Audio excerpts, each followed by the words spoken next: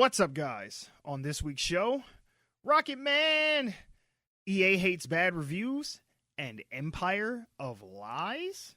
All that and more on this episode of One Giant Leap for Geeks. That's one small step for man, one giant leap for Geeks.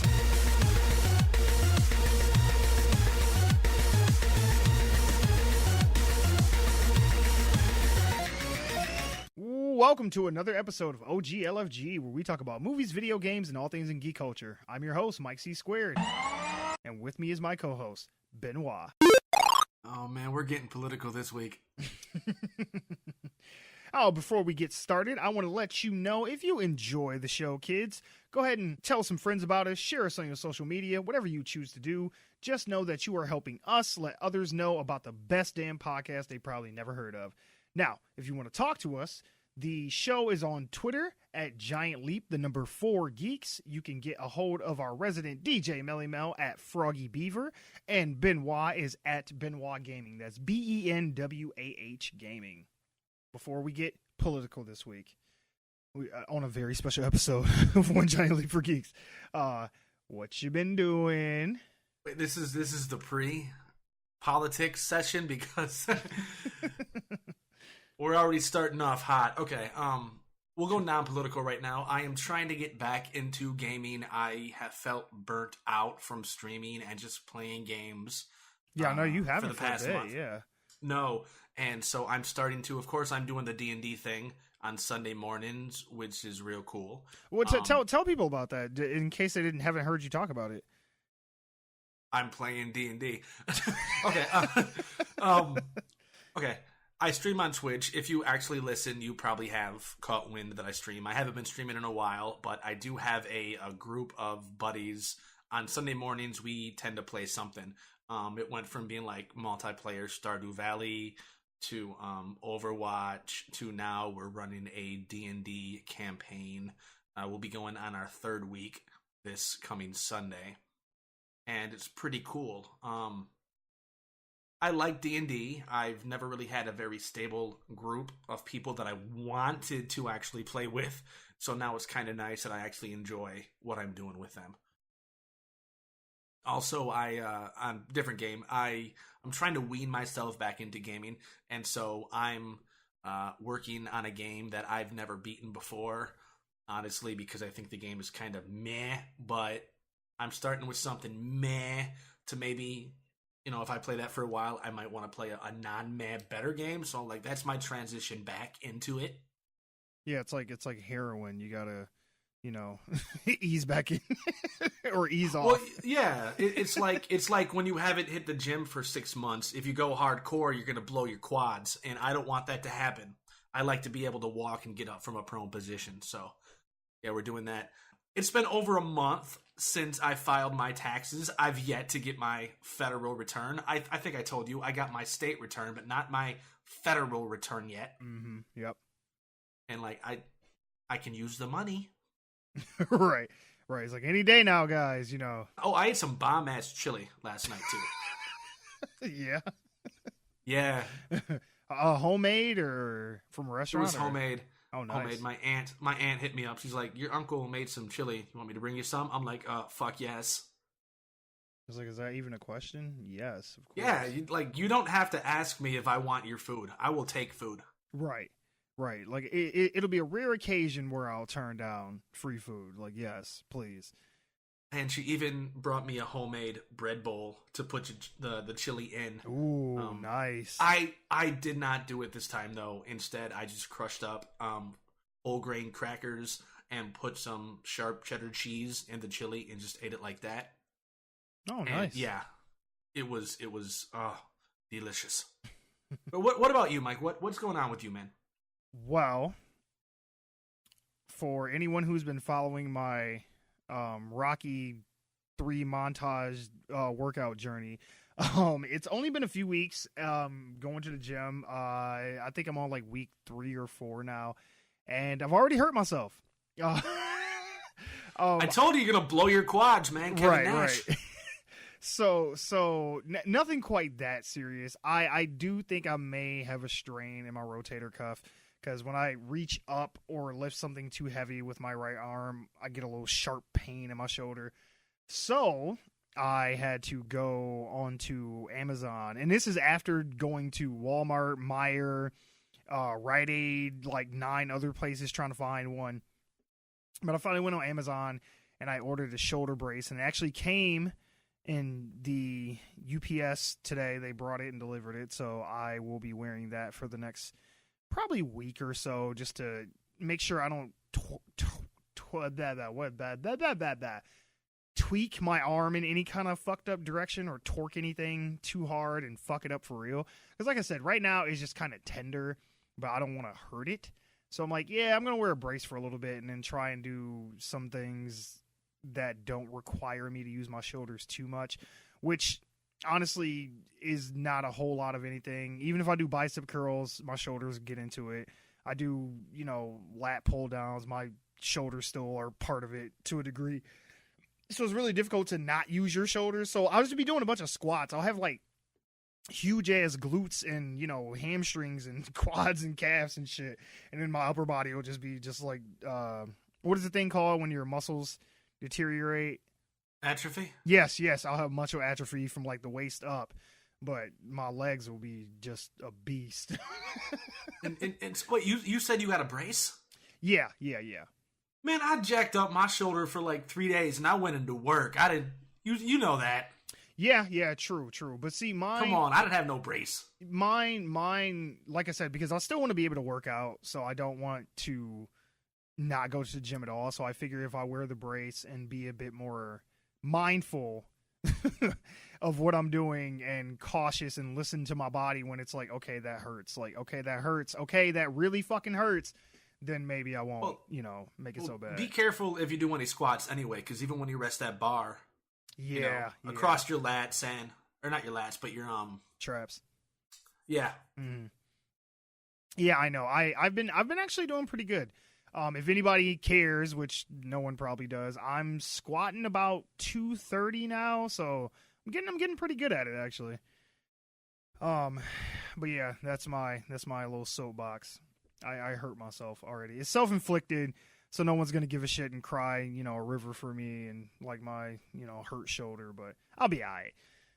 we ain't young no more, man. We gotta calm down. Yeah, I was gotta saying be that. easy. I was like, I'm at that special age where I'm not quite old, but I'm not quite young. And I think you said this once before where, if I get hurt now, it takes a lot longer to heal from than it used to. But it'll still heal, but it's going to take a while. And you're still going to feel it after it's healed. Oh, yeah. I'll know anytime it's going to storm. There is no bouncing back. Right. I'll have a built-in Doppler radar right into my shoulder. It'll be nice. But anyway, moving on. Ah, poor baby, did you make a boo-boo? You have to be careful lifting heavy things. You're just trying to be a big, strong man. Yes, you are. You're so cute.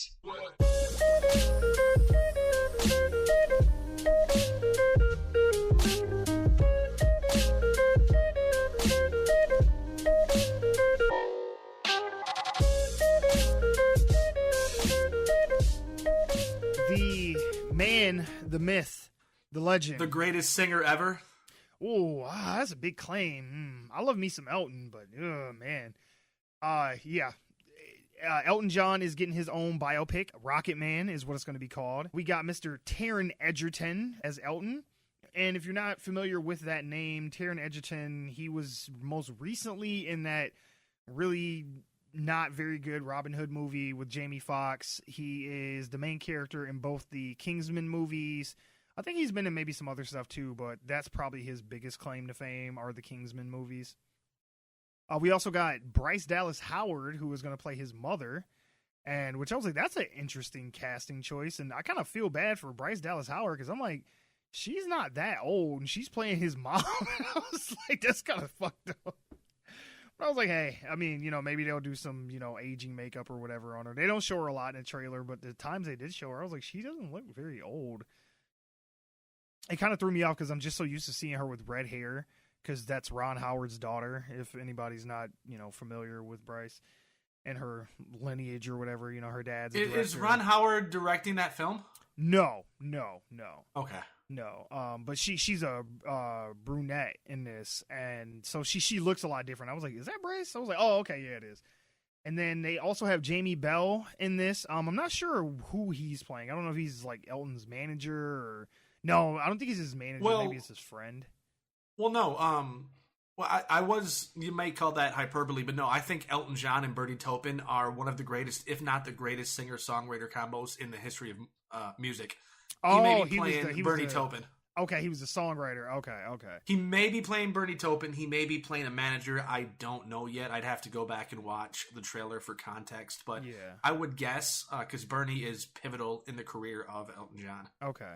Yeah, because he's not... I don't think he's the manager, because the manager's a different dude. And he's a... Ooh, this dude is a evil motherfucker. Because he said some shit in the trailer where I was like, God damn. Oh, yeah, I'll still take 20% after you're dead or some shit like that. Yeah. I was like, whoa, that was is some savage. cold shit. I was like, damn. Like, put that shit on a poster. Fuck. One of the biggest takeaways I had from this trailer was his name was Reginald Dwight. I didn't know that. I just thought his name was Elton John. Like, apparently Elton John's real name is Reginald Dwight. Yeah, Reginald Kenneth Dwight. Yeah, Elton John's a stage name. Oh, wow. I did not know that at all. And he just totally stole that other guy's name. He's like, I'm going to call myself Elton. He's like, that's my name. He's like, I know, bitch. Yeah, that's a good name. I'm going to use it. Right. He's like, yeah, thank you. Which makes sense that it's a stage name because he has two fucking first names. So it's like Elton John. Yeah, that makes sense that that's made up. Well, the trailer makes it seem almost a bit comedic, although that probably is real. There probably were people who said, like, Reginald is an old man's name. That's not something that's going to get a lot of waves. Oh, yeah. The chick, I think she has the line of, she was like, that's my grandfather's name. And I was like, ooh, ouch. Yeah, and full disclosure, Elton John is my favorite male singer of all time. Oh, wow. Legit. Really? Okay. Over a decade ago, when I had an iPod, I don't know who put together that compilation of music, but I found a torrent with his entire discography. And I don't just mean like main albums. I mean like EPs, B-sides, some demos. Oh, wow. Like I had gigs of his discography, and I lost them all eventually once my computer died. But Elton John, I am a huge fan, and I was so sad that a decade ago I did not get to see him when he toured with Billy Joel. Oh, yeah. I'm sure that would have been a good show. I'm worried. First, I'm going to preface by saying I'm worried that this movie is going to be Bohemian Rhapsody all over again. Not that there was anything wrong with it, but it's like it's going to be in a very similar vein because they both have similar backgrounds in this sense that they're both from England. Yep. They both end up being homosexual. Yep. They both have drug habits. Yep. And I'm like... And the guy who directed Bohemian Rhapsody is the same director that's doing this. And I was like, oh, man, like, shit. Oh, so maybe the cinematography and everything's all going to be the same, too. Okay, awesome. One thing, though, that I think is going to make this one stand out a little bit because, and just researching this a little bit, and just kind of from the trailer, you can kind of tell, too, it seems like they're making this more into, like, a musical than a biopic, per se. Because Taron Egerton, he says that they're not necessarily making a biopic of Elton John's life, that they're making like a fantasy musical that just kind of hits on the important beats of his life. But it's not necessarily like a true Hollywood story, like type thing. It's just going to be, kind of a highlight reel of his life. And then the other shit, it'll just be a bunch of music. And because there's a lot of shit where people are like dancing in the streets and there's like costumes and shit. And that's like outside of the shows. These are just like in his neighborhood and shit. And I'm like, I'm sure they didn't have a parade on his block. So it looks like they're kind of taking a lot of liberties with this. So maybe that'll be something that'll make it kind of distinguished a little bit from Bohemian Rhapsody. Maybe. And also I got a question. You might know what was the name of the actor that played Freddie Mercury? And Remy was Mallett. That guy actually singing somewhat, or were they just dubbing in music over him? No, as far as I know, Remy did not actually sing any of the songs. But in this, I didn't think so, because it sounds like Taron yes. might be singing himself, and he sounds nothing like Elton John. No, because when I first saw the teaser for this, I was like, that doesn't sound like Elton, especially when they were doing Benny and the Jets. Going back and watching this like full trailer, I'm like, yeah, that's definitely not Elton singing. That's Taron singing. And I did look it up to confirm it. That is him singing. He does all the songs himself in this. See, that's going to kind of take me out of it when I do eventually watch this film. I'm going to be like, that doesn't sound like him. Yeah. Like, I was a little worried about that too. I'm so concerned that, one, it's going to be similar to Bohemian Rhapsody. So it's like, I've watched this before. Right. But because I'm more invested, because, I mean, I'm a big fan of Queen, don't get me wrong, but Elton's the man, in my opinion. So, sure. like, if this even comes off as a mediocre film on its own, I'm going to be like, meh. But if it's like Bohemian Rhapsody and then mediocre, I'm going to be, like, very disappointed. Yeah. Not because, like I said, not because I think Bohemian Rhapsody was bad, just because it's going to be compared to that film, because it's just going to essentially be the same kind of film. Like, it's the same movie, I'm thinking. And since I think the man who played Freddie Mercury, since he did not actually sing his own vocals, and you had the real Freddie Mercury's voice in there, it's going to be like, I cannot suspend disbelief that this guy portraying Elton John is really Elton John, because you're not getting the same voice. Like, you closed your eyes, you heard Freddie Mercury, period. Right. I close my eyes, I don't hear Elton John. I hear an okay karaoke rendition. Yeah. I mean, and not to say that Taron's a bad singer. He sounds okay. He just doesn't sound like Elton. Yeah. But it's like, if you've ever seen the like mid, was it early, like 2001 or whatever, when the Moulin Rouge came out? Yeah. Again, like, I got forced into watching Moulin Rouge with my adopted sisters, and I'm not going to get into any more about that. I'm going to say, watching Nicole Kidman and Ewan McGregor sing real songs in their voices made me cringe so goddamn hard. Not because they were necessarily bad at it, just because I'm like, what the fuck? Like, no, I don't want to. Yeah, no. Like, I didn't want to hear that music. I wanted to hear something original, not just like them trying to pepper in popular music into that film, because it just didn't really make sense. Yeah, and I'm like, they're renditions of pop songs and shit. Yeah, and I'm so worried that this is just gonna suck for me personally. Not that the film itself is gonna be like terrible, but just like it's gonna suck for me, because my hopes are already so high for it, because I genuinely love Elton John's catalog. Oh yeah. It's you have more of a personal investment in it, so you're going to be a bit more critical of it than maybe, say, a general audience member.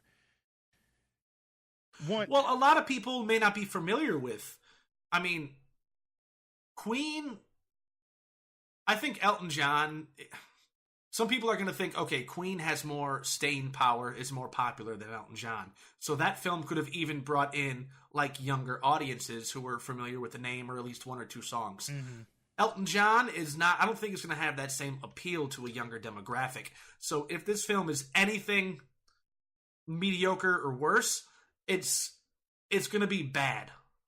Yeah. Like, bad. I mean, hopefully not. Like I said, I'm interested to on the take that they're doing with this, and I like I said, I think if they do treat it like a musical and less like a biopic, then they might have a fresh take on this and be able to kind of play with the whole genre of the musical, biopic or whatever, and it not just be kind of, like you said, beat for beat, just another Bohemian Rhapsody or another Ray or another, whatever you want to, insert, movie here. We'll see though. Yeah, it comes out, I believe this May 31st. Yep. Late spring, early summer, somewhere in there. Yeah. Oh, and I forgot to look it up too. I saw that date. I'm like, wait a minute, isn't that? Because like this is a film. I assuming I didn't work that day, because May 31st is probably like a Friday or something, right? Makes sense. Because a lot of movies tend to get released on Fridays for weekends, and I'm thinking I would probably go on a Friday night and see that. But then I remembered I don't know if I should say this. We might still find a way to end up hitting like Motor City Comic Con or something, and I think that's around the same time. So I'm like, oh, maybe I can. Maybe I won't see it right away, but I will pay happily to go see this in a theater. Yeah. Maybe not opening weekend, but soon after. I will pay. Yeah, because Yes. I'm like I said, I want to see it as well. Because I was kind of bummed it took me so long to see Bohemian Rhapsody, but now that I've finally seen it, I was like, okay. Which that will be coming up here soon-ish. We're going to talk about that as well. But anyway, moving on. Maybe it'll turn out to be a great musical. Just like Les Mis. Oh wait, that was horrible.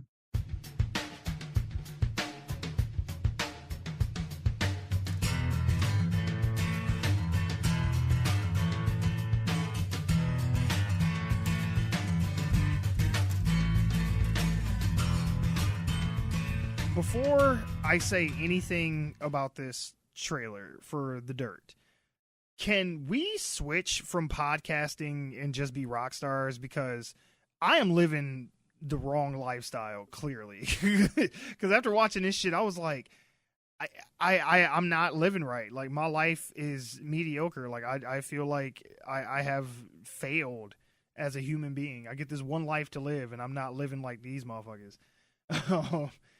So Netflix is dipping their toe into the whole, musical biopic craze that we got kind of going right now between Bohemian Rhapsody coming out and Rocket Man. Now Netflix is taking a swing at it, and they released a trailer for The Dirt, which is, I forgot what the full title is. It's like the Crazy Misadventures or some shit of Motley Crue. No. Confessions of the World's Most Notorious Rock. There we go. It's based on a real book. Yeah. I was gonna say, I'm like, I think this is based on a book. Yeah.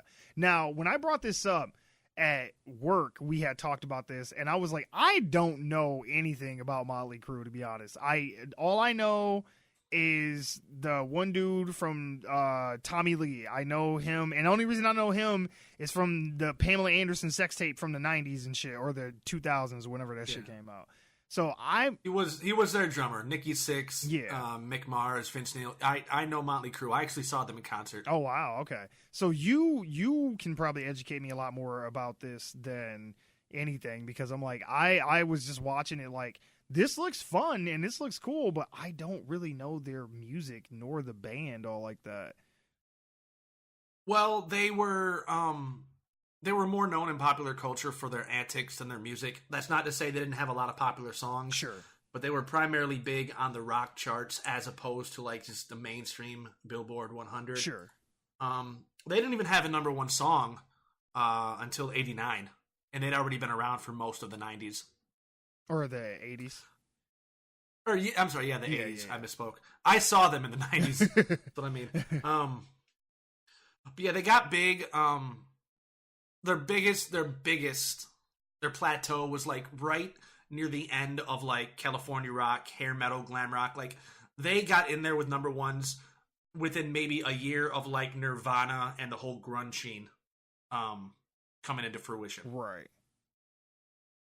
You're right, before they were like, all right, we burning all this shit down. We taking all this hairspray and we finna burn this shit down. Yeah. and Motley Crue is one of those bands that got a little bit of a revival, a little bit of a boost in the mid-2000s from Rock Band. Or not Rock Band, from Guitar Hero. Oh, okay. Because I don't know if it was the first one or second one. It might have been the first one. Because Shout at the Devil was one of the songs on one of the Guitar Hero games. Oh, okay. No, you're right. I remember that. Shout at the devil! Yeah. And that was off the like first mainstream like release. Okay. So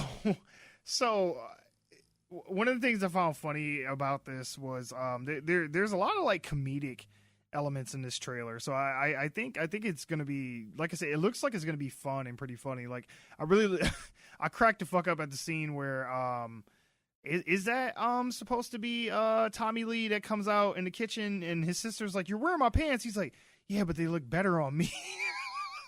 I'm not 100% sure who that was supposed to be. Well, because I saw he had drumsticks stuffed in there in the pants, so that's why I assumed. Oh, okay, then it would have been Tommy Lee. I didn't notice any drumsticks. Yeah, and I was just like, what the fuck? Like, oh, that shit cracked me up. But it would make sense because Vince Neil is blonde. Okay. Yeah. Or else, like, he was the one that was or else dyed blonde. Like, yeah, because he blonde. was the one that was the. They were like, oh, we got a lead singer of a cover band and shit like that. So yeah, that must have been him. No, it looks, like I said, it looks fun. I like the whole thing where they talk about, trying to differentiate themselves from like the other glam, hair metal bands at the time, trying to make stage shows out of like these kind of hole in the wall club, gigs that they were doing and shit to, get them more notoriety. Because it was kind of like you said, like they were almost as well or more so known for their presentation and all their crazy ass antics and shit as their music itself. Well, that's not to say that they were, like, a lot of the stuff they did, I mean, obviously they really did the stuff they did, and they were drugs, alcohol, partying, all that shit. But a lot of the things they did to get attention from the press were things that were somewhat staged anyway. Oh, really? Like, these were things the manager knew they were going to do. He's like, you're going to do this. Because they kind of lived in the mid-'80s as, like, the any publicity is good publicity. Okay. The more shit they got into, the more it did help get their name out there. Okay. Yeah, because there's a scene where he hits somebody in the face with his fucking guitar, and I was like, holy shit, like, during a show. And I was like, God damn. I was like, man, this shit is hardcore as fuck.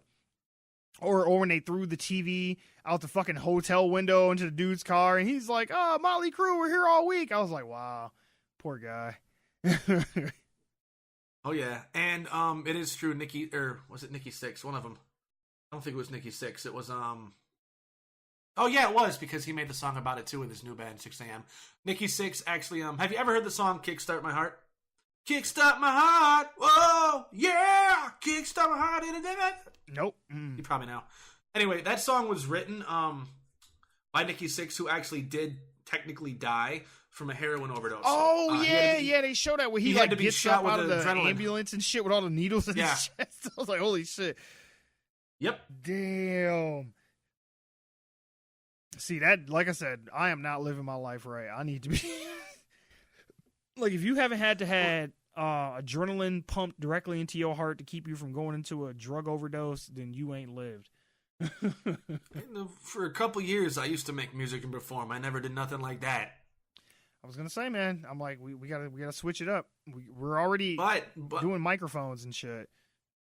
But there was a time I performed with my boys, and we were high, and the one completely forgot his lyrics. That was interesting. Yeah, I'm sure.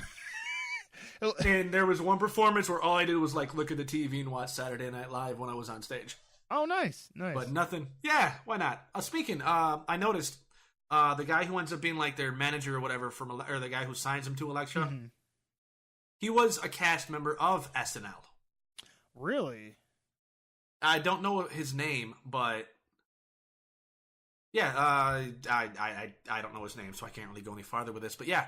I saw him and I go, oh, I recognize him. Yeah, because he's like, oh, I managed such and such and this, that, and the other. He's like, but nobody like, Motley Crue. I forget the line that he says exactly, but yeah, something to the effect of that. He's like, I work for Elektra. I'm like, oh, yeah, I know who you are. Oh, it's, no. That's, is it Pete Davidson, I think is his name? Yes. Yeah. Yes. Yeah. Yeah, because I didn't recognize him at first either. And I was like, who the fuck is that? I was like, he looks familiar, but I'm like, I can't place his face.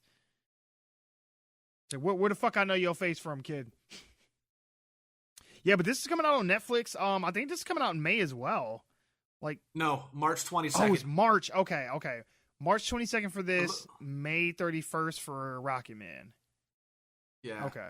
And it when I saw this, I'm like, oh, we're more movies based on artists. Not that I have anything wrong with that. I like it, and I like the musicians that these films are coming out about.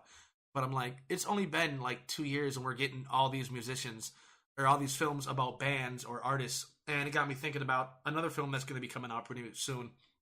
I'm sure you've seen the trailer for it. I can't think of the name, but it's basically in like a parallel type universe where the Beatles never existed. So this guy just like sings all the Beatles songs. Yeah. I heard about this. I haven't seen the trailer to it, but I saw an article about this and I was like, that could be interesting.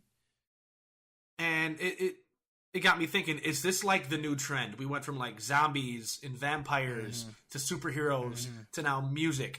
Is this where films are starting to take us? Clearly. And if so, I don't like it because I hate trends like this, but I love the fact that the trend is musical, which almost makes me a hypocrite because I like music like some of these people like comic books and superheroes. So it's like, I'm a fucking hypocrite because now it appeals to me what they're doing. Well, it's funny because I'm actually surprised that it took so long because everybody liked Straight Outta Compton, and I figured that would be the one to kind of kickstart all this shit. But it still took a couple years before we got Bohemian Rhapsody and now Rocket Man and this. So I'm like, I figured after Straight Outta Compton did so well, they'd be like, oh, yeah, shit, we got to... Well, they did do like a Tupac one after that, and there was a Biggie movie a few years before that. And yeah, Notorious. Yeah. So, I mean, I don't know. But that's hip-hop. This is like rock and pop. Sure. It's different genres. So it's not going to appeal to as mainstream of an audience. But then again, maybe I'm wrong and it does. I don't know. Okay. So if you had your choice then, who would you want to see the next one be about? Oh, man. Okay, this is tough. Don't say Elvis. Don't say Elvis. Don't say Elvis. No. We've done enough of him. Say Elvis. Well, I'm thinking because it's like, when you ask me this question, I put my own restrictions on it. Do I have free reign for anybody that I personally like, or should it be somebody or some group or some artist or some band that would reasonably filter in well if it were like to the mainstream audience? Something that like, both. Something if I go like, obscure, something that you like, okay. But most audiences would know and be like, oh yeah, I want to see a movie about them. I love their music.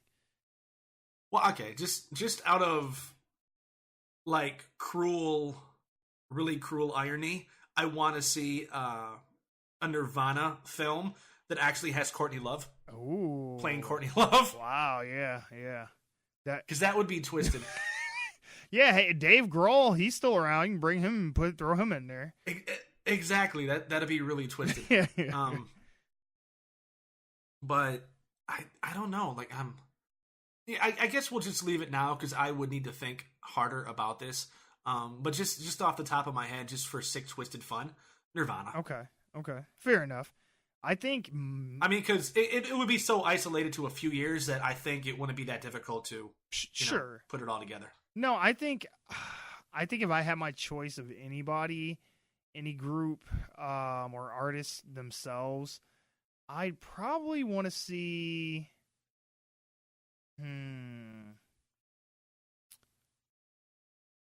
Ooh. And people would be mad as hell, and they probably wouldn't even go see it, but I would just want to see it, and they could just play the whole angle about, how everybody hates them, and how they started off pretty, popular, but it just kind of went all downhill to shit. I don't want to see, like, a Limp Bizkit biopic. No, fuck that. See, look, that's what I just said. People would hate it, but I would totally watch that shit. Well, because I would hate anything that was new metal.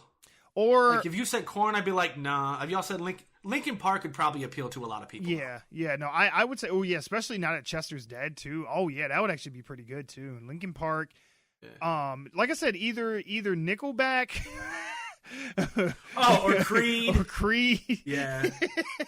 Or Limp Bizkit. Somebody in that vein. Somebody so you could just hate watch it.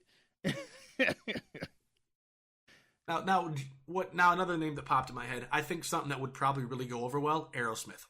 I almost said Aerosmith too. I almost picked them as well. Oh yeah, you can. This is gonna be. It'd be perfect because then you can get Liv Tyler to play Steven Tyler.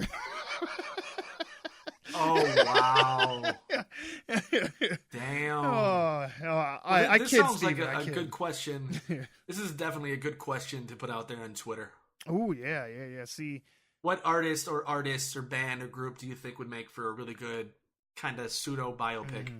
Oh, and apparently I did not, because I've stopped caring about the Oscars for years now. That's why we don't have a special Oscars episode, because I don't give a shit. But I don't need your validation to tell me what's good. But apparently Rami Malek, the guy who played Freddie Mercury, he won Best Actor Sunday. So there's that. Which, I mean, okay. I thought Bohemian was, I thought it was okay, but Best Actor? I'm like, I don't know.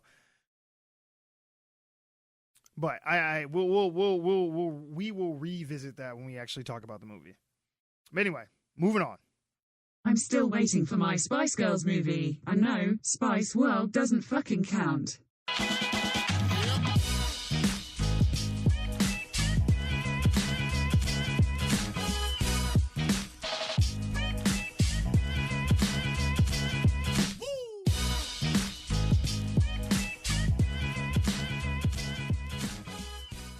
Welcome to Benwah's Wabbit Hole. It's where I, Benwah, give you a brief synopsis of random things I found interesting on the internet. Some of these things may be further elaborated on in future podcasts, but I'd recommend you dig deeper for yourself if you're interested.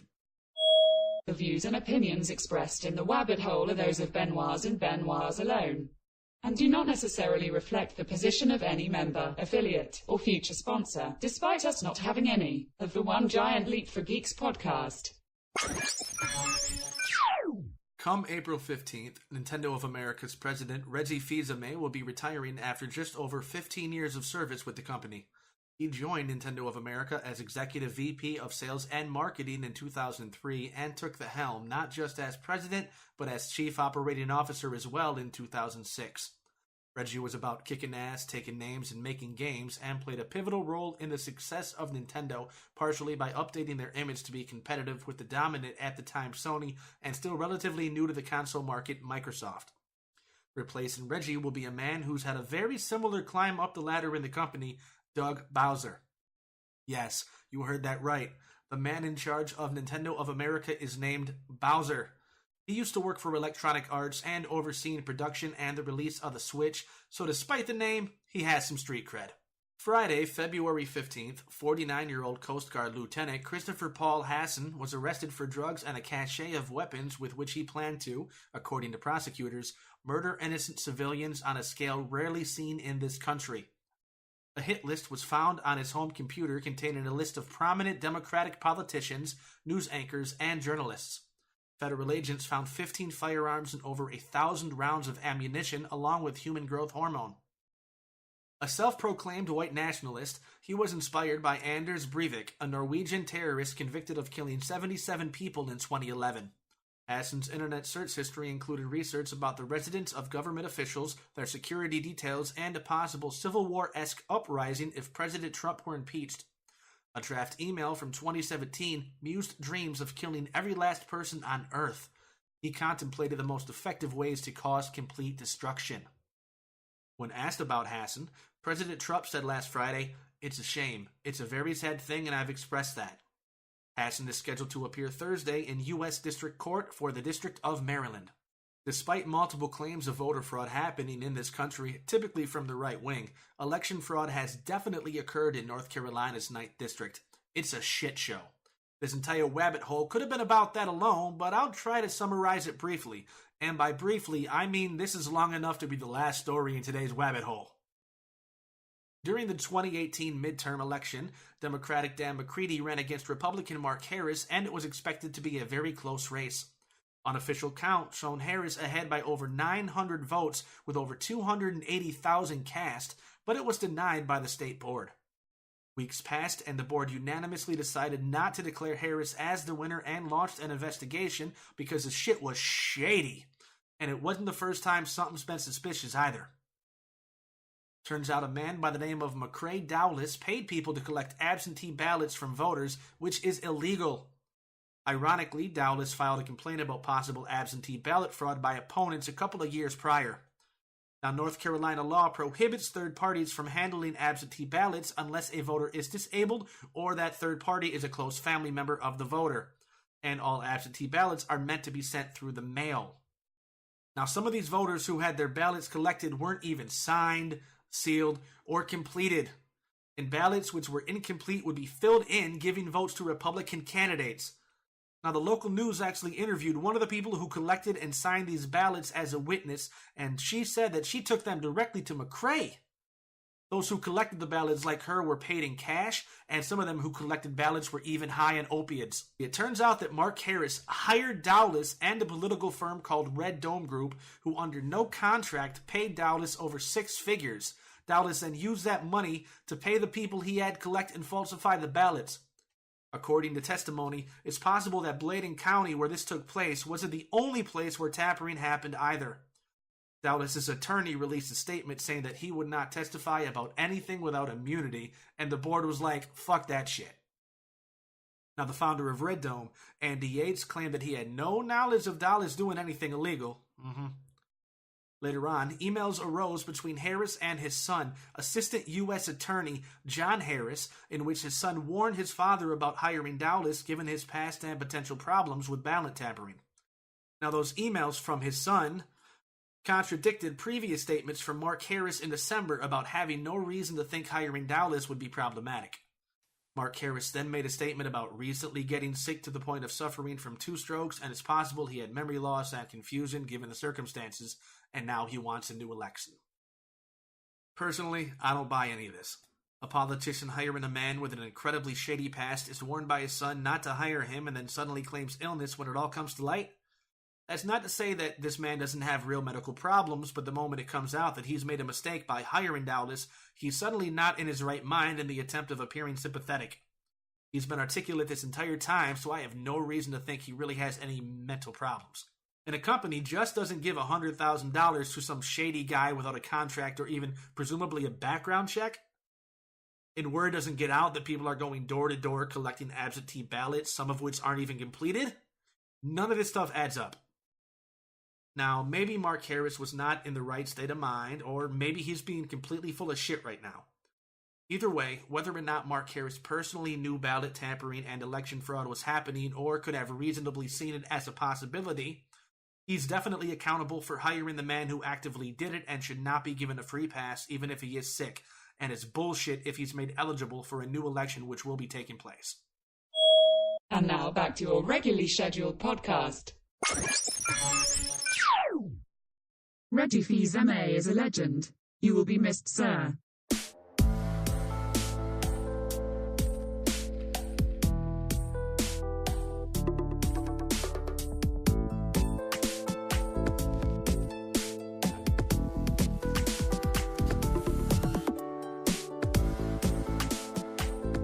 Do you like video games?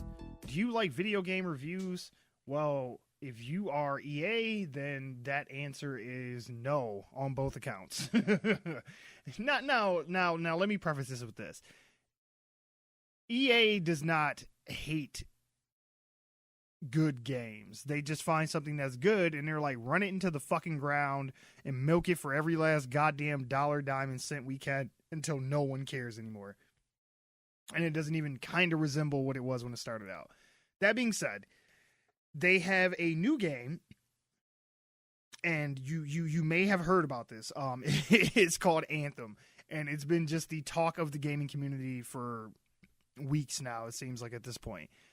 Well, a YouTuber by the name of GG Lives, he put out a review for Anthem, and it was not very favorable, and he has paid the ultimate price. Now, they didn't kill him yet, but from what he says, he has now been blacklisted. Now, I'm getting this story from Variety. YouTuber GG Lives says Electronic Arts paid him to review Anthem and subsequently blacklisted him for the negative review, which the company denied in a statement to Variety on Friday. They said, "Our Game Changers program is not designed to pay for review content. We don't believe in that. In this case, the conditions for disclosure for this specific video were not met, which is something we adhere very strictly to. So we asked for it to be taken down and corrected. We've not asked for the content of the video to be changed or blacklisted the creator. Our full disclosure rules can be found here," and then he gives a link to the website. GG Lives, he said, "I am blacklisted by EA now and had to delete it," he wrote in a tweet on Friday. He then re-uploaded an altered version of the review without watermarks. The review was still not a positive take on the latest title from EA. He said, "I basically wasn't allowed to say anything negative about the game if I also had the watermark in, because the watermark means EA endorses it and shares it through the Game Changers network or something." GG Lives told VG 24/7 via Twitter direct message, "I really don't know what it all means. I was just told it would be pulled down and was basically a breach of contract or something along those lines." Lee Williams, the guy who oversees the Game Changers Network, he said, nobody has been blacklisted by EA. Our team in Australia asked the video to be taken down because some of our conditions on disclosure on sponsored weren't met. Nothing to do with the content of the video itself. We encourage the Game Changers to be honest in their content. Is one of the most important parts of the program, and the community trust them because of that honesty. Williams wrote in a tweet, feel free to ask me or any of the Game Changers about it, how it works. Now, I brought up Game Changers a lot in that because apparently it's something that EA is doing to where they are trying to get popular reviewers, influencers, stuff like that to do reviews for their games, and in some cases will pay them for those reviews. And it's been this big hubbub because it seems like it's kind of sort of a little bit shady, and I'm not totally sold on the fact that this... Okay, let's do some hypotheticals here. Let's just say it is not about the fact that it's a negative review and just that he used the watermarks inappropriately in the video. So are we saying that if it had been a positive review, he could have still had the watermarks on there? Because, I mean, this is a sponsored review from EA for their game. Like, it doesn't make it any less official or valid because he said something negative or positive about it. Like, you commissioned him to talk about the game, and I just feel that it's very shady to say, well, we're not trying to stamp out your review or try to keep people from seeing it. We just don't want to endorse it because it's negative. And I'm like, well, that's the risk you run when you ask someone to subjectively review your content. You were always going to run the risk that it was going to be negative. You can't just automatically assume, oh, well, because we paid him, you know, he's going to just say nothing but glowing things about it. I'm like, if he doesn't like the game, he doesn't like the fucking game. But you can't then turn around and say, well, we can't officially endorse this and share it on our Game Changers network. And it's like, well, why the fuck not? Like, what is the point of the network if you're going to cherry pick the opinions that you want to represent your company and or game in the first place? It's like, well, then just don't sponsor anything. I mean, am I being a conspiracy theorist about this, or do you think there's some validity to that? I think the second that there's any sort of transaction involved with critics, be it cash, be it merch, be it whatever, you've inherently tainted the review, be it good or bad. And yeah, there is going to be that speculation that, yeah, okay, maybe he watermarked something wrong, but if this was a positive review, would you have just overlooked it? Like, how down the line are you going to be with these supposed rules that you are claiming were broken, which is why you didn't put it up to begin with? I think it's bullshit.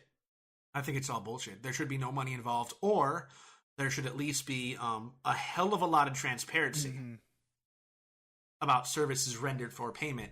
Or there should be some kind of contract involved that says, hey, if you... Well, there may be a contract, but, I mean, the point should be, the contract should state that whatever you say about this game stays in this game as long as it doesn't break any, like, libel laws or blatantly lies. Right, exactly.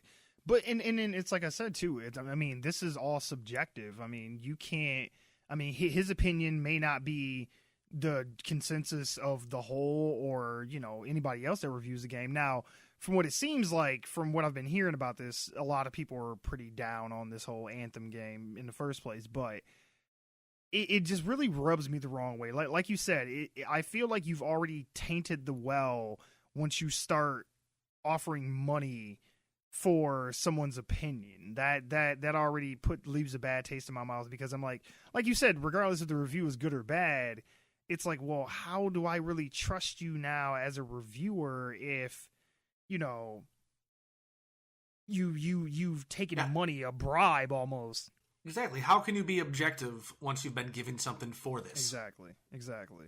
And don't get me wrong, game companies and movie studios stuff, they sponsor people to talk about stuff all the time, but usually it's not a review like this. Usually it's just, we're just going to talk about this thing and not necessarily give our opinions on it per se. We're just going to kind of give you, you know, the bare facts and kind of leave our opinions out of it.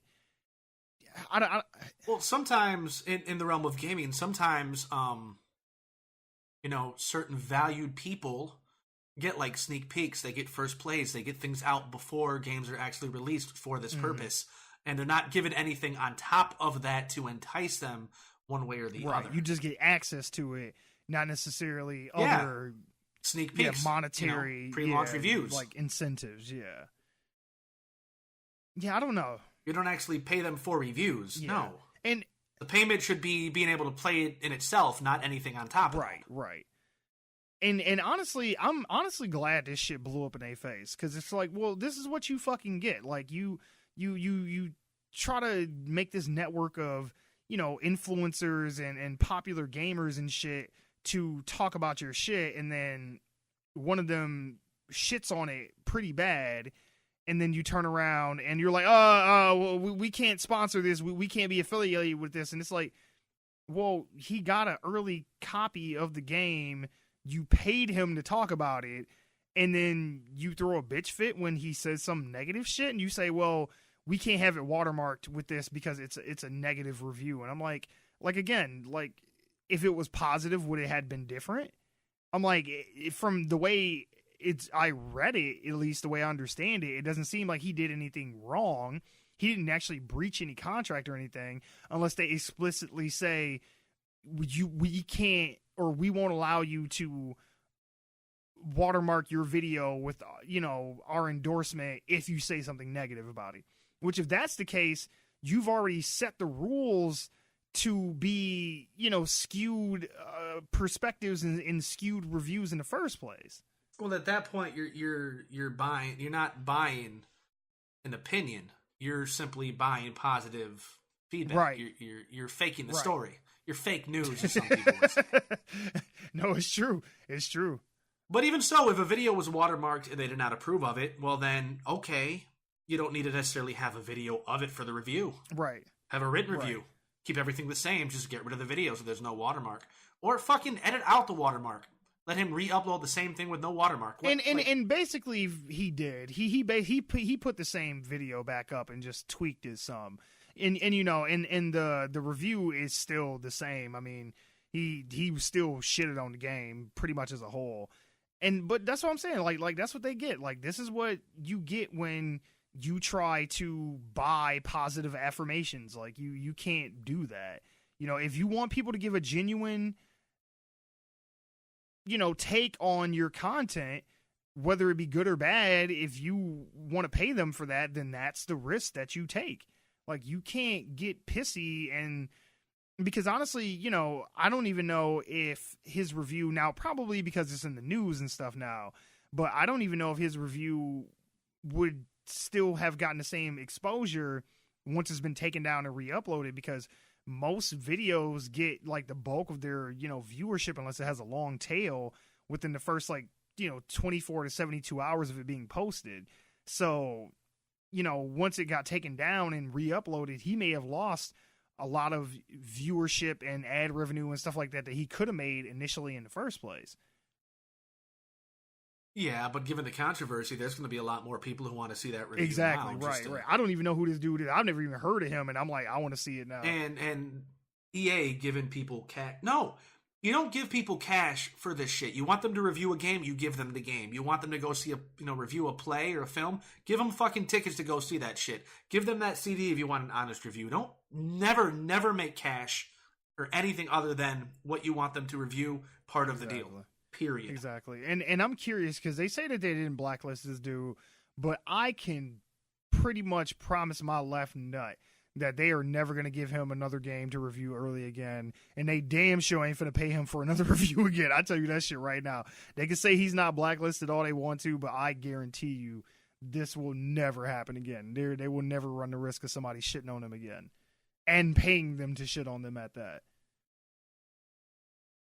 But I just thought that this was just a nice little sneak peek into just kind of the corporate mindset and just trying to manufacture hype around something when there's different ways to do it. If you put out a good product, people will say good things about it. If you don't, if you've at any point when you feel like you got to pay somebody to talk about your shit, that's already a red flag from the get-go. I was like, yeah, y'all don't seem too confident in this shit.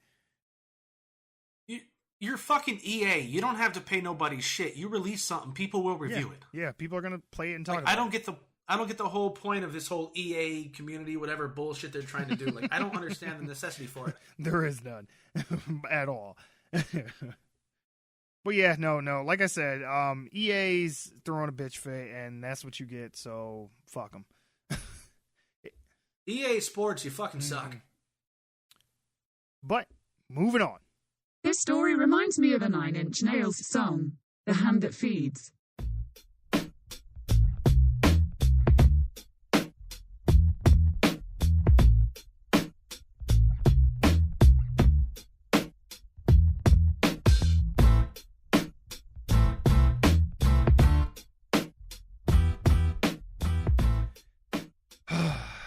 Okay. So I need to get my thoughts about me and calm my spirit because I may yell. I am very angry and upset at this, and it's going to get a little bit emotional. So, hey, if you like the fun, lighthearted stuff that we normally do on here and you don't want to have your mood bring down, go ahead and stop listening. Go check us out on all your social media shit. Rate and review us on iTunes and all that fun stuff. Get the fuck out of here. You have been warned. But if you want to go down this dark tunnel, we are going down a dark, dark tunnel this week. So I'm going to give you a timeline of the events before we actually get into our thoughts on this whole thing. Now, unless you've been living under a rock or something like that for the past few months, I'm sure you've heard about the actor from Empire, Jussie Smollett. He was allegedly attacked in a hate crime where two men who were wearing masks and MAGA hats attacked him in Chicago at 2 a.m., poured bleach on him, beat him up, tied a noose around his neck, and, called him all kind of racial and homophobic slurs, and then ran off. Well, there has been some developments as of late that this may not have actually went down the way Jussie said it did, nor may it actually had happened at all. So, from the beginning of the timeline up until now, we're going to get all caught up. So, this is going to be a big info dump, and so just bear with me while we get through this. Okay, so I'm getting this from, of all places, Fox News. So January 29th, Smollett is hospitalized after allegedly being beaten by two men in Chicago. He tells police he was walking downtown to grab Subway at 2 a.m. when two unidentified men yelled racial and homophobic slurs. The actor says the men wrapped a rope around his neck and poured an unknown substance on him. Police say Smollett, who is black and gay, tells detectives the attackers also yelled, "This is MAGA country," an apparent reference to President Donald Trump's campaign slogan. January 30th, Chicago police say they've reviewed hundreds of hours of surveillance camera footage, including of Smollett walking downtown, but none shows the attack. Police released images of two people of interest they would like to question. February 12th, Chicago police say Smollett turned over some, but not all of the phone records detectives requested as part of their investigation. Police say the heavily redacted files aren't sufficient. Smollett says he redacted information to protect the privacy of contacts and people not relevant to the attack. February 13th, Chicago police pick up two men they identify as Nigerian brothers at Chicago's O'Hare International Airport on their return from Nigeria after police learn at least one worked on the set of Empire. Police question the brothers and search the apartment where the men live. February 16th. Police say the trajectory of the investigation has shifted after detectives questioned the two brothers about the attack and released them without charges. Police say they've requested a follow-up interview with Smollett. February 20th. TMZ founder Harvey Levine says Smollett may see a grand jury soon. We are told what he needs to do to avert a grand jury is literally a Hail Mary, where somehow he says something that will make the police believe it, Levin says on America's Newsroom. Is just not going to happen. Levin claims the grand jury is deciding whether to charge Smollett with a felony for filing a false police report. At night, news broke that authorities approved felony criminal charges against Smollett hours after he's officially classified as a suspect in a criminal investigation for allegedly filing a false police report in connection with his January 29th attack claims, police said. February 21st, Smollett reportedly turns himself into the police. He is placed under arrest and is in the custody of detectives. The morning after felony criminal charges are approved against him, police say a judge sets a $100,000 bond later that day. The actor pulls bail and returns to the Chicago set of Empire. And that brings us to February 22nd. Smollett's character is removed from the final 2 episodes of the upcoming season of Fox's Empire show, the show executives confirm. Now, after all that, I want to say off the bat, we live in a country of laws and a justice system, and as of now, Jussie has not been convicted of anything. He is not even going to trial. So we are going to, in the eyes of the law, still presume his innocence in the eyes of the law. In the eyes of the public, he done fucked up. Like, really, really, really bad. So, to give some other context outside of what we went through in the timeline, after this all went down, a lot of people in the media and social media were up in arms about this and were very upset and were very supportive and empathetic to Jussie and his situation and what happened to him. People, were rightly calling this a hate crime and just evil and homophobic and racist, and this should never happen, and it's 2019, and, the fact that people still act like this.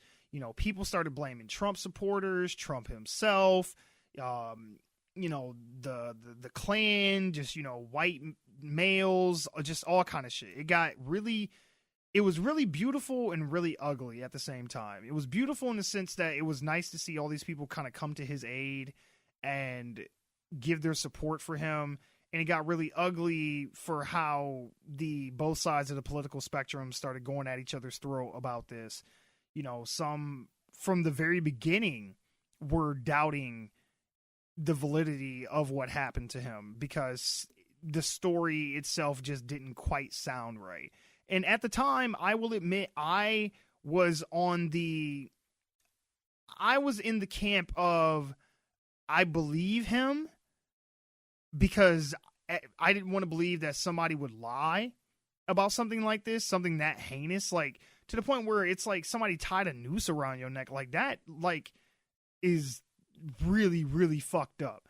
I mean, being called homophobic and racist slurs is one thing, but to be like damn near lynched is like, it's like the shit nightmares are made out of. So I was in the camp of, I wanted to believe him, and it would take more than just hearsay and people on the other side of the political spectrum doubting it for me to actually doubt the validity of his claims.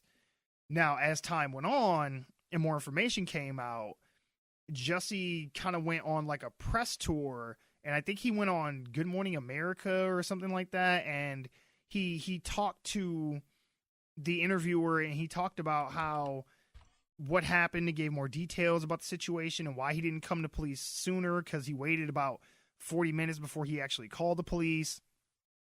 And it kind of saying like it was a level of pride there. Like he didn't want to be, the poor gay man who was, attacked and ran to the police. Like he made it seem like, he was proud and didn't want to have to seek out help for what happened, and he would take care of it himself. And, he talked about how he fought back and he wasn't just a victim and this, that, and the other, and cried and talked about how, it was a shame that people would doubt his story and not believe him and this, that, and the other. And then fast forward to the brothers being picked up, and the moment we found out that it was 2 Nigerian brothers and not 2 white males, as Jussie had initially said. Now, he did say that they were wearing masks, but he said that he could tell that they were white. And that once they found out that they were Nigerian and that one of the brothers was an actor and had been on one of the seasons of Empire, that's when my heart fell into my stomach and I was just like, okay, this is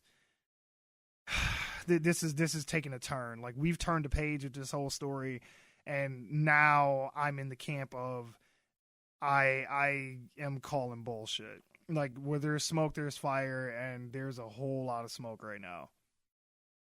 All that being said, what do you... I guess my main question would be, what do you think his end goal here was? Because some people have speculated that Jussie was worried that his character was being written off the show, which producers said that wasn't true, that they had no intention of getting rid of his character. Other people have speculated that it's just to try and maybe get him more money when he renegotiates his contract for a new season, or to just rise his fame in general. Like, what do you think his end goal here was? Okay. Well, supposedly before any of this happened, there was a threatening letter sent to him. I forgot about that. Or sent to the Fox studio that had some kind of crushed up white powder, which turned out to not be anything serious. Yep. Whether or not that's part of this or not, so far, according to evidence, there is nothing that links him to having maybe sent that to himself. So some people are speculating maybe he's doing this because he feels that letter sent to him was not getting anywhere near as much attention as it should have. If that were the case, he still done fucked up. He totally went the wrong way about it. As for to trying to get him like a higher profile so that he can potentially negotiate a higher salary in his contract, he's currently in the middle of a contract. He is nowhere near time for negotiation. So there's like, why would he do something so that 6 months from now he can be like, oh, or a year from now, whenever his contract is up for renewal, he can be like, oh, hey, remember that? No, that sounds like bullshit too. Apparently he has a musical career, or a lack thereof musical career, according to TMZ, which, I take with a grain of salt. His musical album has not done very well, so maybe he's trying to potentially boost that kind of sale. I don't know. All I know is that I don't really care why he did what he did. Normally in these situations, I would like to know, but I'm more concerned with the fact that he is given, he's going to give legitimate victims a more difficult time pleading the case, and he's going to give a lot more credibility to people who really do, in the name of Trump, do horrible things. Like I told you before, this is this boy who cried wolf syndrome. And he is setting back all the real boys. Not boys as in like male, but he's setting back all the real victims. And for that, he should not be off the hook at all. And I think... And there's a lot of people who are saying, oh, everybody just kind of believed him right away. And some people are trying to compare this to Christine Blasey Ford accusing Kavanaugh of what he did. Now, I digress, because I've already made my feelings known. Even if Kavanaugh did not do it, his temperament in the Senate hearings should be enough to disqualify him from Supreme Court justice, but I digress. All I know is that for an actor, you did a really shitty job of trying to fake something.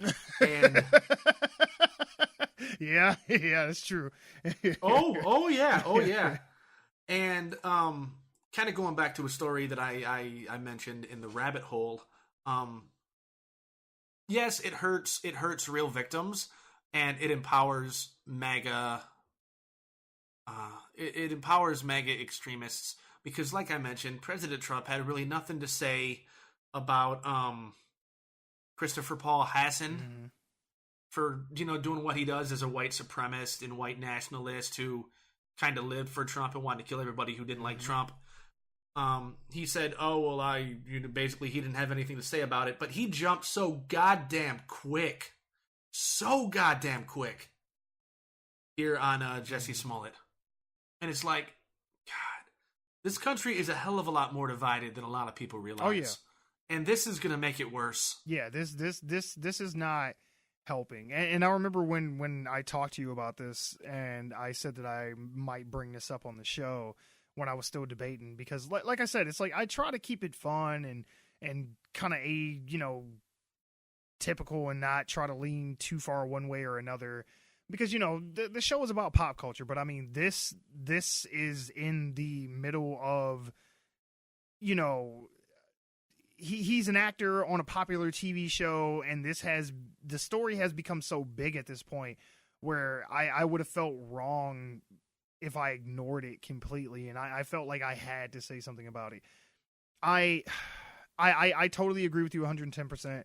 This is going to hurt real victims, people who have gone through. I mean, because even when we have those cases where that girl who said those football players raped her, and come to find out it was all bullshit. It's like when people claim fake rape accusations or anything like that. It's like, or that guy that spray painted the fucking church with the "Make America Great Again" and the swastika, and come to find out it was a black dude, and it was just this shit literally gives the actual racists and homophobes and bigots in this country ammunition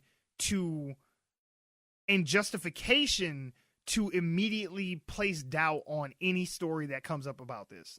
Like, from here going forward, for the rest of his career and his life, he will always be the guy who faked the fucking hate crime. And everybody that comes forward, or who even would want to come forward, will now be afraid that their story will not be taken seriously, or that they will be scrutinized because of what he has done. Because when it's just an average person, it gets in the news for a while, and then it kind of goes away, and people kind of forget about it. But when a celebrity does it, it kind of lingers for a while. And unless he just falls off the face of the earth completely, this is never going to go away for him. Like he has put a black cloud over his name for the rest of his life, and has in essence put that cloud over other people who may have legitimately had something happen to them, who will now either be not believed, or, like I said, scrutinized, or even if it comes out that it was all true, there will still be a contingent of people who will feel justified in not believing it because of this. I feel bad to be honest, this does make me feel a little bit of sympathy for not, I don't want this to come across as, oh, I'm a white guy, so this is why I'm saying this. Because it's not the point. The point I'm going to make is that in Chicago, there are cameras all over the goddamn place. A lot of surveillance. And it seems like he was trying to get this supposed attack or just something on one of these cameras. Just because he wanted, evidence, right? What would have happened if there would have just been two random guys outside around the time this supposedly happened and he pointed them out? Yep. I have no doubt in my mind that he would have used them as a fucking scapegoat for his bullshit ass story to make it more real. And he would have, I honestly believe, because as far as he took this shit, I believe that he would have put two innocent men in jail for a hate crime, which is a felony, for the better part of their lives, to make his story seem true. And that's fucking horrible. Like, say what you will about Trump and Trump supporters and shit like that. Not everybody on the right is an extremist. Not everybody on the left is an extremist. There are small pockets of people who do crazy ass shit, but I don't necessarily think that they represent the whole. But nobody should be demonized because of their political affiliation, unless it is affiliated with something that represents horrible shit and that they believe and support horrible shit. He would have, in a heartbeat, if God forbid there had been a Trump rally or something around that area and it had just been two white dudes walking around with some MAGA shit, they'd be in fucking jail right now. And he wouldn't give a shit.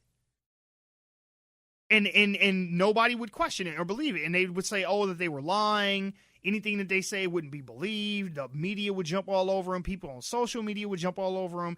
Yeah, they would have their defenders, but the public as a whole would eat them a fucking live. And that's That's like unforgivable, man. It's like over some bullshit. And the thing that frustrates me the most about this shit with him is that he is in two minority groups who have been oppressed historically. At the same time, he is a black man and he is a gay black man at that. So he had all the goodwill he could possibly want going to him in his favor, and he's thrown all that shit away. It's like, and he did it during Black fucking History Month at that. That's the shit that's like insult to injury. It's like think about what Malcolm X and Martin Luther King and so many other people fought and died for during the civil rights movement to get us to the place that we are now, to where, not to say racism doesn't exist in this country, because anybody that says that shit is either ignorant as shit or a goddamn liar. But to get to this place, to get to where we are currently, and to be able to live the life that we lived and not be oppressed like our grandparents and great-grandparents were, and even further back when we were fucking goddamn slaves, to where we are now, to where you gotta make up hate crimes to get sympathy. It's like, you have the privilege, you live in a time in a place to where you have to make up bad shit happening to you to get sympathy. It's like, come on, man. It's not like he's just he's not just some guy who's down on his luck. It's not like he's just some random average Joe who's doing this because he, wants to try to get something that he doesn't have out of it. You're fucking rich already. You're fucking famous already. You're on one of the most popular shows on network television already. At this point, even if you were trying to be a martyr for the cause, you're doing it purely out of fucking ego. This was meant purely to benefit yourself, not anybody else, be them gay or black, no matter how goddamn delusional you are. And that's what's so fucking crazy about it, too. It's just like, you are living the American dream. You are a gay black man in America who is famous, has money, and has respect of his peers and everything else. And I even forgot to even bring this shit up. Apparently, Terrence Howard flipped the fuck out on him on the set when he came back. So much so to the point where that's why the producers said that he had to leave and couldn't finish filming his last 2 episodes to finish out that season, because there was so much animosity between him and the cast members, especially Terrence Howard, who called him out and was like, you need to tell the fucking truth. Like, Terrence Howard had a personal relationship with him to the point where Jussie had met Terrence's family and his kids, and he even put out like an Instagram story or something like that with him, Jussie playing with Terrence's kids, talking about, we love you, your little homies got you, this, that, and the other, we got your back, yada, yada, yada. And then this shit comes out, and he felt fucking betrayed. I think everybody felt betrayed, whether you be gay, black, or anything else. Anybody who even gave him the benefit of the doubt to any degree feels fucking betrayed. On a side note, Terrence Howard was in fucking Crash, like a movie about racial tension. I forgot about that. And it's not like you had to do this he had to do this to bring to light issues. I mean, back in fucking October, Caesar Sayak sent like bombs in the mail to fucking people who were anti-Trump, but he was really shit at doing it and got caught. There was 2, didn't a guy try to get into a black church and couldn't, so he shot just fucking black people outside of Kroger or some shit. Well, where there was the fucking dude, at, the fucking, the rally that drove through that fucking crowd of people and shit. Yeah, in Charleston or Clarkston or whatever it was. Fucking, there's some white guy went and shot like a dozen fucking Jewish people real recently too. It's like, and even a lot of people don't want to recognize this, but if you look at now let's be real, had this been a hate crime that really happened, what he said, it would be terrorism. Oh yeah, that's what I said. And if you look at this country statistically from the Twin Tower bombing to now, if you look at acts of terrorism in this country, I think it's 3-1 fucking white nationalist terrorism. This is a real problem. So we don't need somebody making up bullshit to make a point. Yeah, it's already happening. And you don't need to fake the shit. And like you said, it's about his fucking ego. Because once he took it to the step to, I fought back. I'm not a victim. This motherfucker even got on stage at one of his shows and said some bullshit to the effect of, I'm the gay Tupac.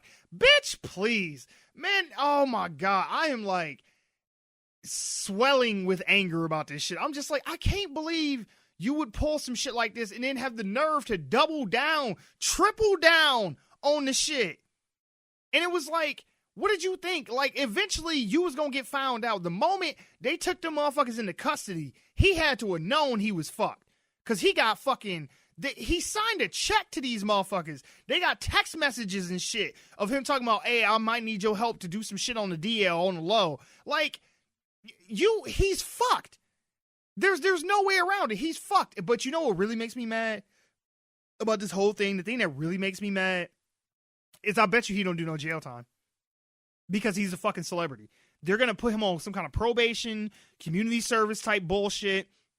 He's going to pull some, what's that motherfucker, that YouTuber that went to that fucking suicide forest and shit? The guy Jake that got Paul, in the boxing fight with the or whatever celebrity. His name is. Yes, that fucking... He's going to go on an apology tour just like him and try to get a bunch of sympathy and shit. He's going to pull a Charlie Sheen and be everywhere apologizing and trying to get goodwill from people. I don't wish violence on nobody, but I wish that somebody would have beat his motherfucking ass now just because of the amount of blowback this shit is going to cause. And like we've said over and over again, the real victims that have not come forward, or there's somebody somewhere in this country right now that is probably getting some fucked up shit done to them, and they are probably going to be afraid to come forward because it's so close to this shit. And probably years from now, this shit will always be a scapegoat for anybody who ever wants to try and disprove that racism still exists in this country, that homophobia still exists in this country, and that people do fucked up shit in the name of either their political affiliation or their personal beliefs or their religious beliefs and whatever the fuck excuse they want to use for it. Like, he has given the hateful people in this world so much ammunition now, that it's going to be damn near impossible for anybody to feel confident that they can come forward with some shit, because the first thing that they're going to say is Jussie Smollett. Right. I wonder if he's going to get any time. He turned himself in too, so he's probably going to try to leverage that as getting a lighter sentence, whatever. Oh, I don't doubt if he don't try to pull some fucking temporary insanity type shit.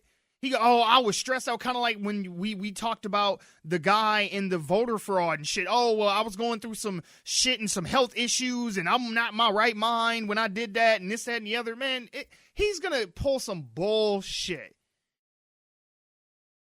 Now, he did turn himself in, and if he gets convicted of filing a false report, that's a felony for 1 to 3 years. I think that's not good enough.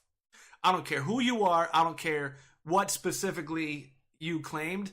If you make a false claim, be it rape, assault, theft, whatever, any false claim that you make that you get convicted of, the punishment should be the maximum sentence for that specific crime that you claimed happened to you, plus more for punitive damages for all the time, the money, and the resources wasted on investigating your bullshit. Yes, taxpayer money was wasted.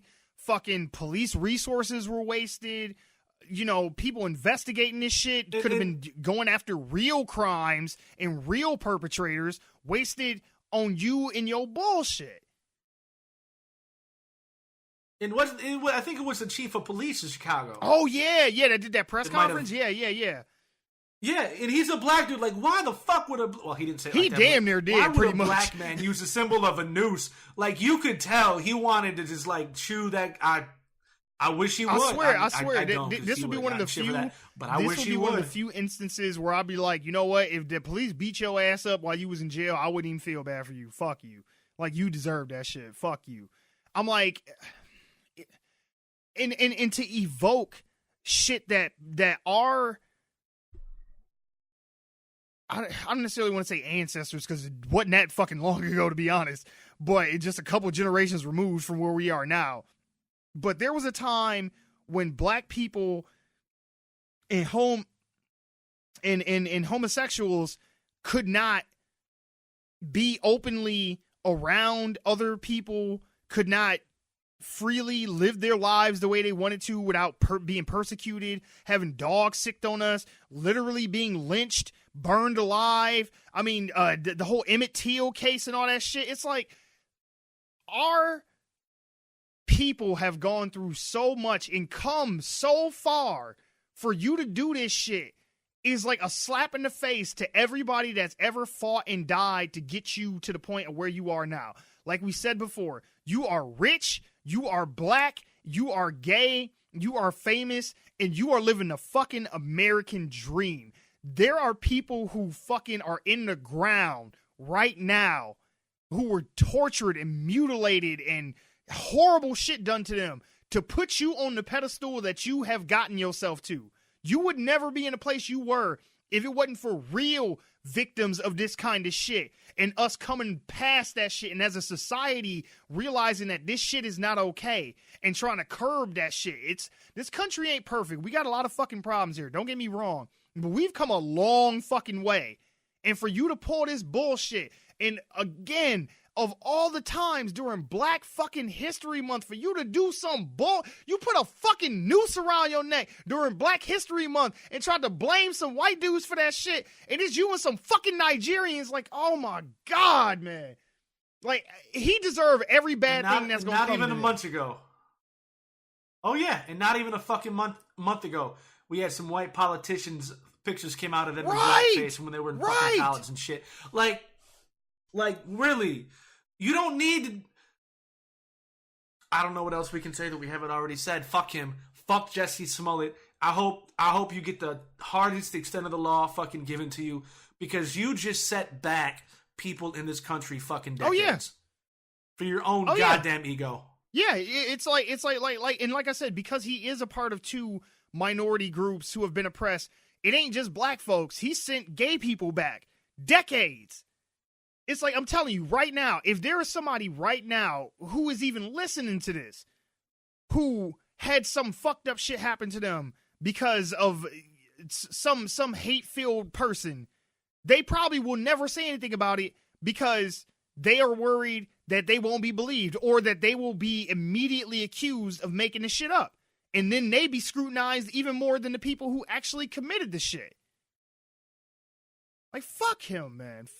Like, and again, like I said, in the eyes of the law, he is still innocent until proven guilty. But in the eyes of public opinion, he is fucking dead to us. Like, fuck Jussie Smollett, man. No, innocent until proven guilty. He turned himself in. Yeah. He turned himself in. And I'm fascinated to see what his fucking defense is going to be when this shit finally does go to trial. Like, I am fascinated to see what the fuck his fucking lawyers are going to try to pull out their ass to try and lessen his sentence or get him off from this shit. But like I said, I won't be shocked if he don't do no jail time. Like, if he just has to pay a big ass fine. No, he'll get, if he gets off, it'll be with probation and a big ass fine. And you're gonna hear major fucking outrage. Oh yeah. Which honestly, they'd be right. They would be in the right this time, because it's like, man, look, if this would have been a white dude that said a bunch of black dudes jumped up on him and fucked him up like that, and it turned out to be some bullshit, oh man, the left would lose they fucking mind behind that shit. They would Al Sharpton, Jesse Jackson be all over. Oh yeah, man, they would throw the book at his ass for that shit. So Jussie gets There's off? already a lot of people saying that he jumped, that the left and black people jumped on his side right away too without the evidence. And then again, it is innocent until proven guilty. So fuck yeah, we're gonna jump on his side because it sounds plausible. Okay, obviously what he said specifically didn't sound plausible, right? But I mean, the idea that he could have gotten jumped by some racist and or homophobic, that's possible. Yeah, like it's not outside the realm of possibility at all. Yeah.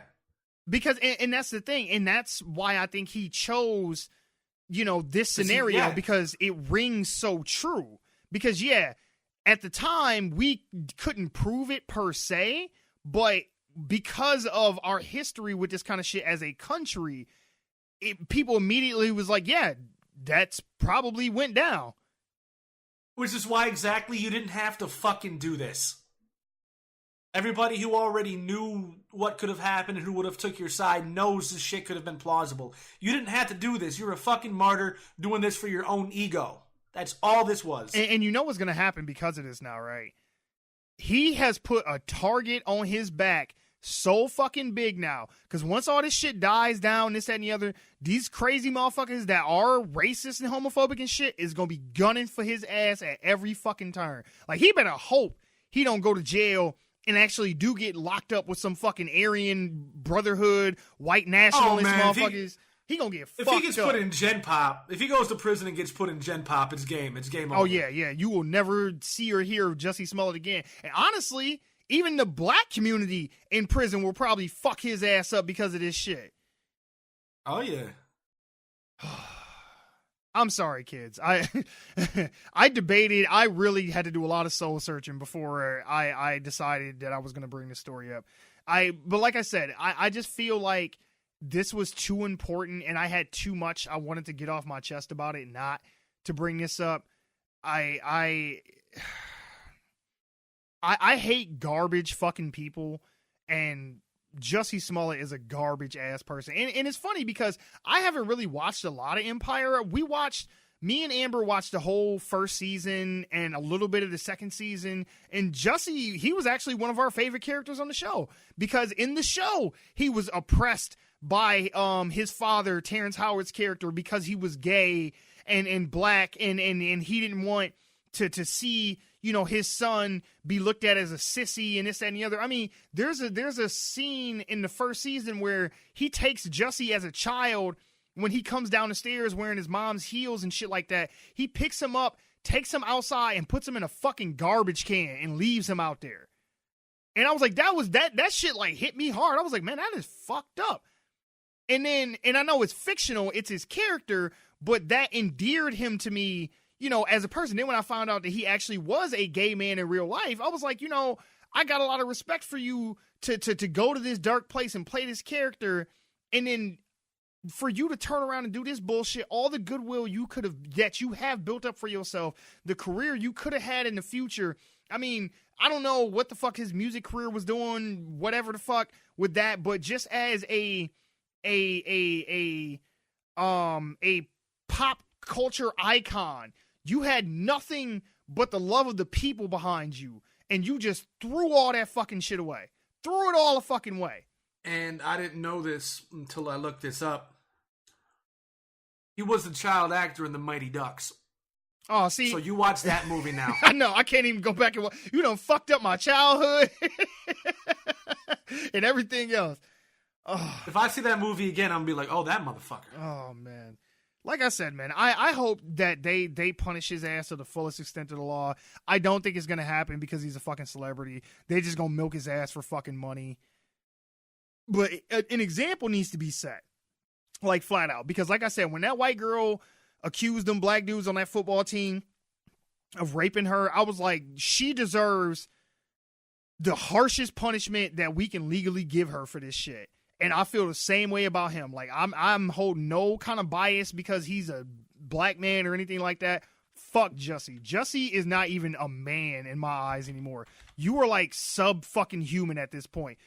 Like, you put yourself in a situation to where nothing you ever say for the rest of your fucking days on this earth will ever be trusted again. I don't even believe that motherfucker named Jussie Smollett. I feel like he made that shit up too. So anyway, on that depressing note, I guess the moral to this whole story is we have enough Don't lie. Yeah, I know. We have enough shit going on in this country to where you don't have to make shit like this up. And for anybody out there that can hear my voice, if you have something that has happened to you, whether it be rape, a hate crime, anything like that, don't let this make you afraid to tell your story. Don't wait. Don't be intimidated by this shit. And no matter what kind of spears people throw at you, if you have been victimized, tell your story. Make sure that the people who did this shit to you are brought to justice. Do not let the actions of Jussie Smollett make you live in fear. Between all these women that were abused by Bill Cosby, all this shit that's going down with R. Kelly right now, do not be afraid to tell your story. Don't let the extremists and the media or just your own fear make you a victim any more so than you already have been. Get to whoever you need to get to and get that shit out. Don't let this deter you from telling the truth, because the truth will find its way out. Whether it's on your side or not, the truth always comes out. Just make sure that you are on the right side of truth. I said this was going to be a very special episode. So yeah, I know I wrote so much about what happened over in North Carolina, and I got so like invested in it. I think I didn't fuck up in what I said, but it might not be the most coherent rabbit hole ever. But between the fucking white supremacists who had the cash, between Jussie Smollett, between R. Kelly, it's been a bad week, man. Yeah.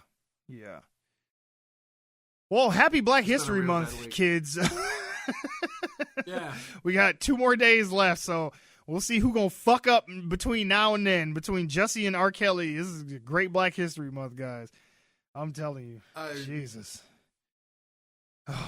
But anyway. I hope to God I get my fucking income tax tomorrow, because I need to do something just to have fun on my day off. I need a palate cleanser for this bullshit. Jesus. I need to go to the goddamn farmer's market and eat me like some South African cooking or some fucking Middle Eastern. I need something. Or just go to the fucking making bacon station and give me some bacon covered mac and cheese. That's what the fuck I need. Food. I am a foodie. I'm trying to lose weight because I don't look that big, but I'm like 210 right now. I need to be like 195.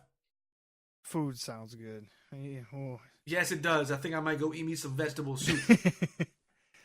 All right, kids. Well, if you hung in there with us all the way to the end, hey, thank you. I appreciate it. Thanks for listening to us ramble and getting some shit that needed to be fucking said off of our chest. All righty.